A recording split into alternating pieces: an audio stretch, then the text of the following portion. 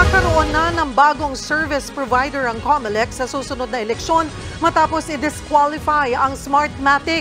Apektado raw kasi ang integridad ng halalan dahil sa isyu ng katiwalian sa kumpanya. Nasa frontline ng balitang yan, si Faith Del Mundo. Hindi na pwedeng sumali sa 2025 midterm elections at sa mga susunod pang halalan ang service provider na Smartmatic. Matapos silang tuluyang i-disqualify ng COMELEC na lumahok sa anumang procurement na may kaugnay sa eleksyon. Taong 2010 nang unang kunin ng COMELEC ang Smartmatic para mag-supply ng vote counting machines at iba pang gamit sa kauna-unahang automated elections sa bansa.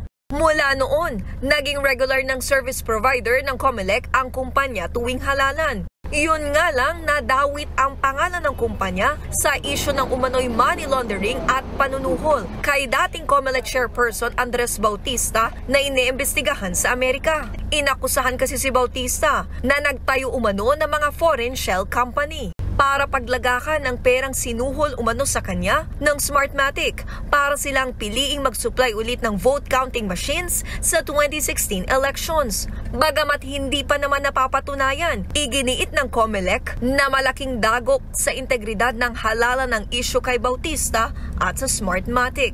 Sabi naman ng Smartmatic, hindi pa nila natatanggap ang kopya ng resolusyon.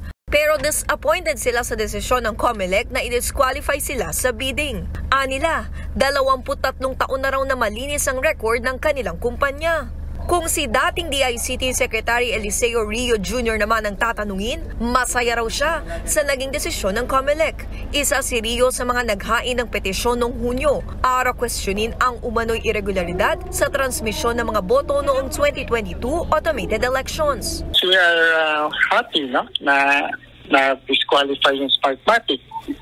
Nagkaroon ng fraudulent election tayo ng 2022. Sabi ng COMELEC, hindi daw gano'n nangyari.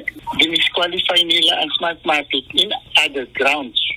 Para naman sa grupong Kontradaya, better late than never ang pag-disqualify sa Smartmatic. Since 2010, Kontradaya has been very critical of Smartmatic. Marami na po siyang sala sa taong bayan.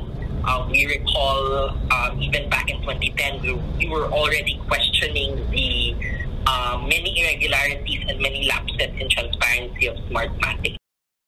Sa ngayon, kinokonsidera rin ng COMELEC na imungkahing patawan ng permanent disqualification at blacklisting ng Smartmatic sa lahat ng government procurement proceedings. Nagbabalita mula sa Frontline, Faith Del Mundo, News 5.